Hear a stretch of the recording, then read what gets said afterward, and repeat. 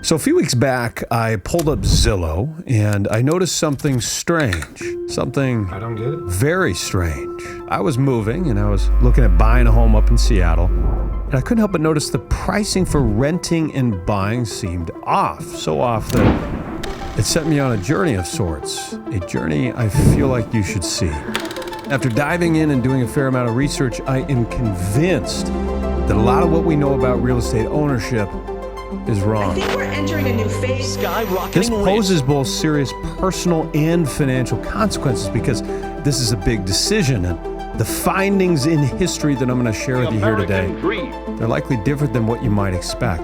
They certainly surprised me. Of the entire world. This isn't just a mathematical analysis of renting versus buying. Should you buy or rent?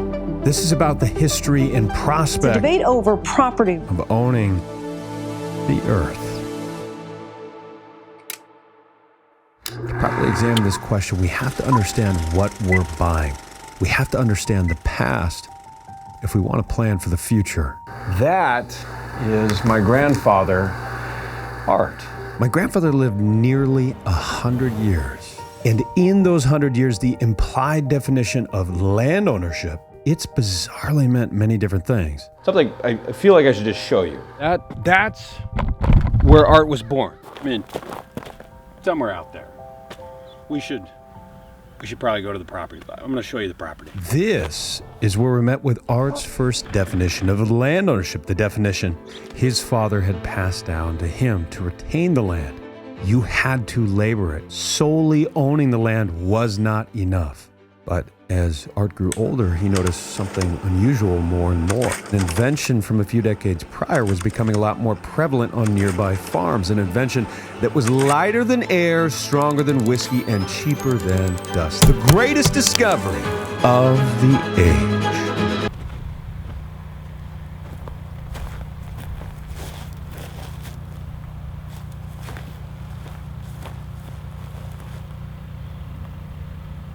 Barbed wire. Okay, but this seriously played a monumental role in how the West was formed, how private properties, cities were formed. You know, before this, the Native Americans just roamed the land for millennia. And with more people, more parcels, more devil's rope, as they called it, I don't recommend touching it, this definition of ownership had changed yet again. So Art wanted to do something different. He went to college. I'm sweating. A land grant college. And then he met a girl, my grandmother, Jane. A date which will live And he went to war, in infamy. and he fought in a war. And when he came back from war with the benefit of the New Deal, he and Jane bought their first house. But there was now a new partner involved, a large financial institution. But this partnership made sense. I mean, Art and Jane experienced tremendous appreciation over the coming years. Appreciation that, although far from linear, in a lot of ways continued all the way to today. So, can we expect this same prospect, this same appreciation moving forward for the current generation? And how will this definition of land ownership change in the future? So remember when I was looking at Zillow and I said I saw something strange?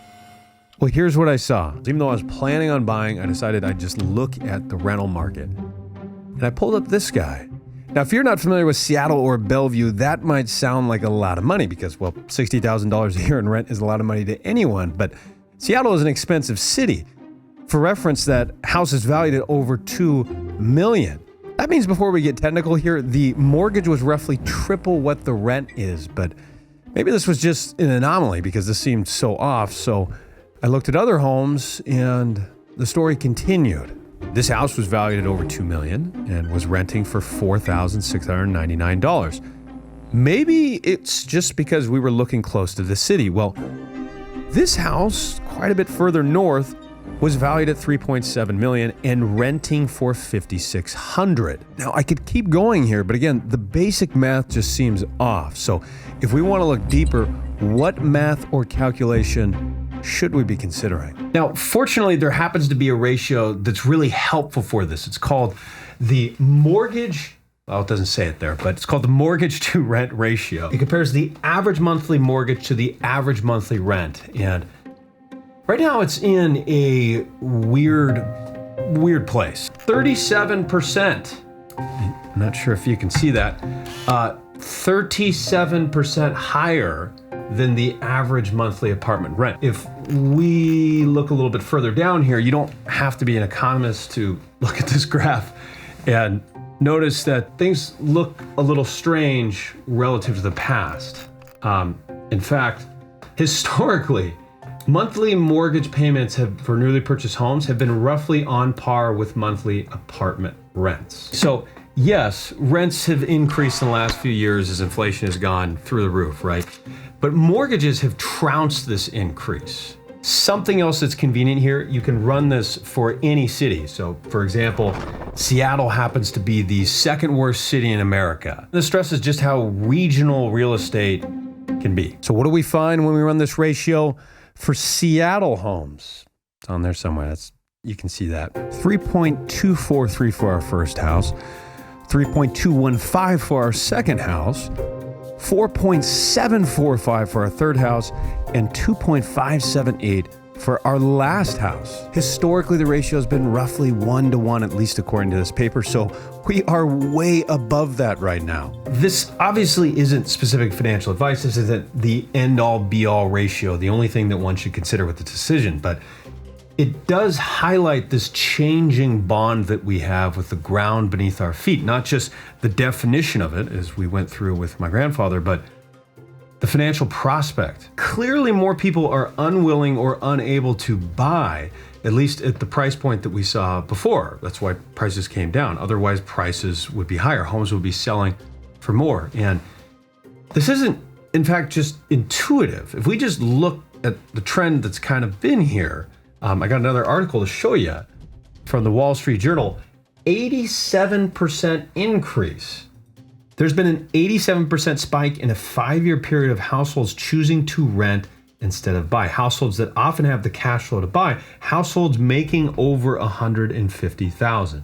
Even if we assume that inflation is eating away at these people's ability to maybe buy a house because they're paying more for other goods, that's a big change. But there's actually something far deeper to this, something I discovered when I was reading an older book called American Property.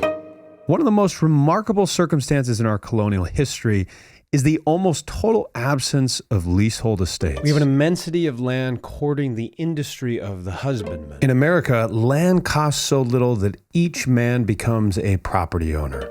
But these observations were very wrong. And not just because of the terrible racial hypocrisy of the fact that women couldn't even buy land at the time. If we look at New York, before he actually said this, when the homeownership rate was probably even lower, in 1807, 3/4 of voters were renters. Outside of the city, another 1783 study found that only half of the heads of households in Maryland owned their land. And many of these farmers that could afford to buy land were choosing to rent because financially it just made more sense for them. And while the abundance of land in comparison to Europe kept land prices low, it also kept rent low. In fact, all the way to the end of the 19th century, less than half of Americans owned their home. And then after that, it shifted, and then it shifted again and shifted. It's changed a lot. So not only has the definition changed over time when it comes to owning real estate, but the financial prospect and homeownership rate, that's changed significantly as well. So if there's been this much change over time and this mortgage to rent ratio is astronomically high compared to the past, I think we need to ask ourselves a reasonable question here, and that is, why are we so obsessed with home ownership? Buy a house. Everyone has the hope of owning a house. Well, let's set the past aside maybe for a second and work through some popular arguments for owning a home. So rent will continue to go up while your mortgage would stay fixed. You lock down your payment. Well, homes appreciate over time. Your rent doesn't go so up home anymore. ownership has undeniably helped many Americans financially.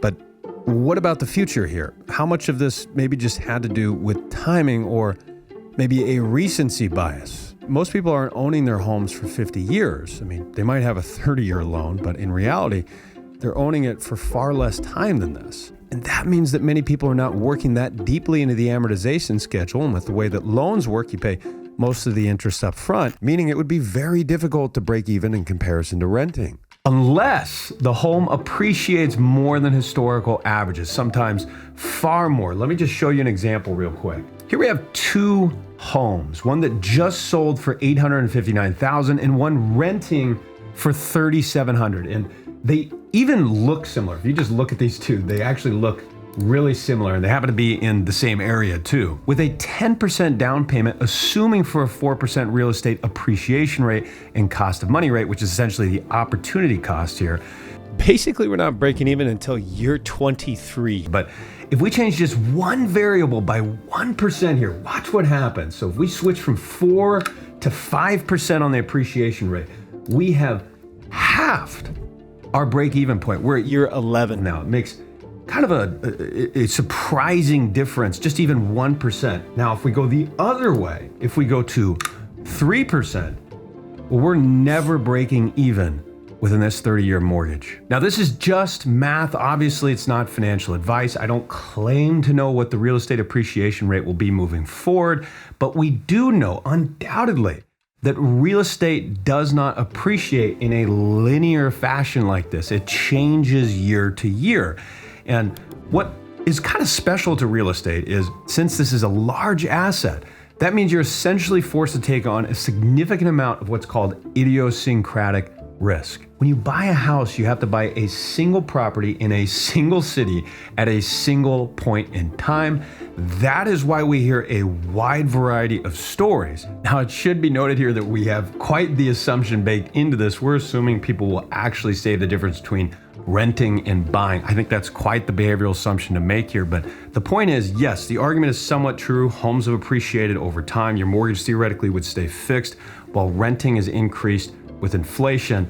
It likely requires the homeowner to stay for a long period of time, at least in this mathematical example, to break even, unless we assume for a higher appreciation rate, which, my uncle, if we're just quiet for a second. My house doubled in 5 years. I bought my house for $200 and I sold it for $550. Yeah, but real estate goes up by 10% every year on the West Coast. There it is. It's okay if this is you, and to these individuals, I would just ask you to consider the following. According to these two massive studies, long-term real estate appreciation without income has only returned slightly better than inflation. And this is important because when you're living in the house, you're probably not renting it out and receiving an income. If we adjust the appreciation rate for real estate, do we need to adjust the cost of money rate? That is, if real estate is doing well, should we also adjust what the cost of money rate is? Because that would influence things as well. Longer mortgages and lower down payment requirements, that has undeniably influenced real estate prices, similar to student loans increasing and having influence on tuition costs. Home size has also substantially increased over the past few decades, nearly doubling in size. So how has that influenced real estate prices? And kind of some irony there, we're having more rooms, but we're filling them with less people. The birth rate has gone down. So as population potentially decreases, there's less people in the market. How does that affect things? And of course, timing that we can't really control. If you bought in 2007 and you held till 2020, you'd have a vastly different story than somebody who bought in 2010 and sold in 2023. Just a few years difference, a wildly different story. But maybe even a greater misunderstanding exists with the longer stories like arts. My grandfather bought a lake cabin in the late 50s for just a few $1,000s. He bought the land, and they certainly weren't wealthy. This was just a middle-class place for his family to go during the summers. That lake ended up being Coeur d'Alene. Like many little-known slices of the earth, that lake saw change. The tiny little cabin didn't. Little shag rug, bunk beds, not even 1,000 square feet. But over time, castles surrounded it. 17th homes, not second homes, and the soil to which it sat became more and more desired by people that had more and more money. The secret's out about Lake Coeur d'Alene. Yeah. Oh, good. Jane got sick. Art had to sell it. And the property was worth roughly $500,000. And on its face, this is just another one of those stories of real estate appreciating like crazy, of the middle class being priced out. And that's partially true here, but Timing plays a critical protagonist in these stories. Timing and time hell. We tend to overestimate the appreciation of our homes considerably, and a big part of this is the high unit cost. Intuitively, going from $18,000 to $500,000, that is significant. That means the home is worth over 26 times what it was. But this neglects two facts. First, home costs along the way, which are usually 1% to 2% according to most research, and two, time.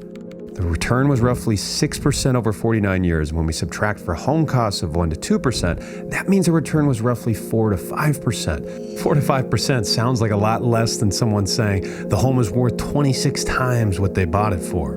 Again, intuitively, we as humans just struggle with this kind of math. Also, had Art just sold the cabin a few years later, in 2010, let's say, well, it likely would have been worth less than half.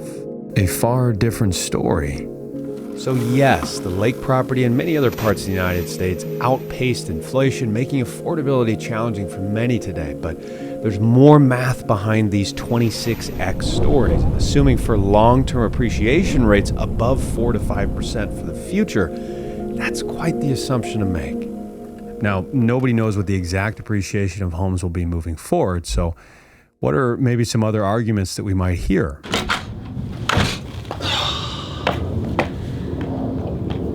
think I'm gonna fix this place up. I was one of those people. And then 15 trips into Home Depot later, What do you think of this one? I started having less fun. Sir, you've already asked me that question 3 times. It's the planning fallacy. We tend to think that our projects will take less time than they end up taking. We're here to make money. All right. We also tend to overestimate the value that these renovations are going to provide to our future resale value. And something else, I want to show you this study that Annetta Grant and Jay Handelman put together. The goal of renovation seems to have changed over time. You see green cabinets? We did. Green cabinets. Historically, the home was a place of singularization aligned with who the homeowner was. And over time, this has just been confronted with this contradictory understanding of it now becoming a marketplace asset. Gray on white.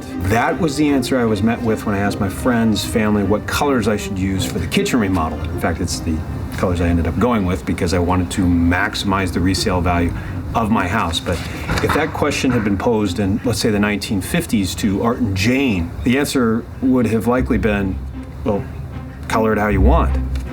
The home is a place of expression. Oddly, as I think about this, the project that I got the most fulfillment out of happened to be the stupid garage floor. And I don't think that's coincidental. I mean, it was the only project that I literally drew the design on. I did a ton of research just because, well, I wasn't worried about resale value. I was just trying to make a cool man cave. So a home is not unique in providing you more opportunity to work. It's like somebody saying, I am going to work more hours and make more money. That typically goes without saying.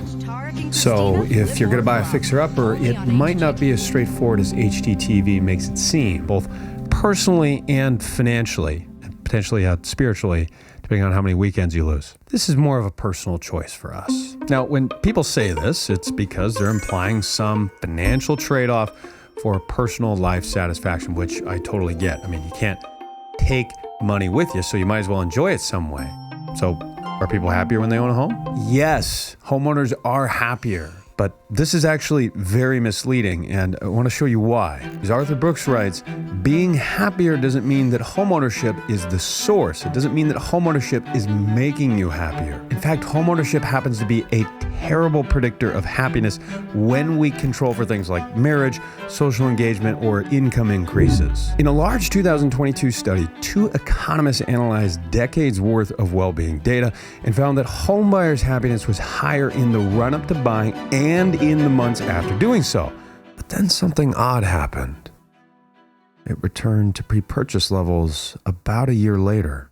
a story as old as time. However, the research also indicated that homeowners tended to expect to be significantly happier after buying than they turned out to be. This overestimate of happiness was evidently greater than that of people who moved into rental properties instead. And renters, their post-moving happiness levels, it lasted longer than buyers. And in fact, it actually didn't return to the previous old lower levels of happiness. In another really fun study that I want to show you here that I found kind of sad but also hilarious, the McMansion effect. New construction at the top of the house size distribution lowered the satisfaction that neighbors had for their own house. And homeowners next to these new constructions were more likely to rebuild. So after reading about 10 of these different studies, there is a very common theme here. We adapt. Hedonic adaptation, as it's sometimes called.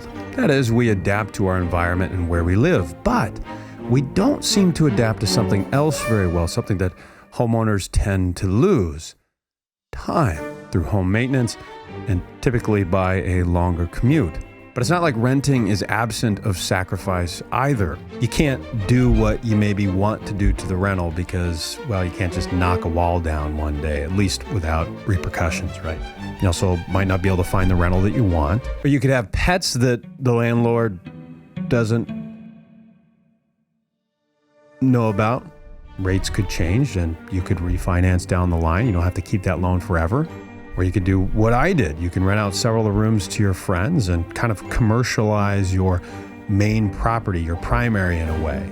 Again, this video isn't about commercial properties. This is about primarily primary residences. There's also the potential tax benefits, but I find this to be overblown as well. So when people say this is a personal choice for us, I think sometimes it's just assumed that this will automatically lead to more life satisfaction. And I think that's incredibly short-sighted. Life changes frequently and often. So if purchasing a house is going to financially stretch you, this personal choice can become financial, which can become personal again very quickly. It's almost circular or paradoxical in a way. Again, this is so regional, it's so situational. But if happiness is what you're after, you might be chasing something that isn't really there.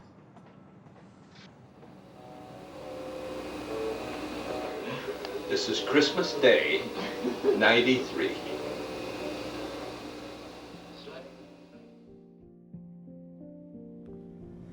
Renting isn't some temporary way station on the journey to the final destination of home ownership. The definition and the financial prospect, as we just explored, have always been in flux, and they likely always will be. So assuming that one is just reserved for people that have enough money or is better than the other, that's just flawed thinking. I loved owning my first house, but I lived there for a temporary point in time.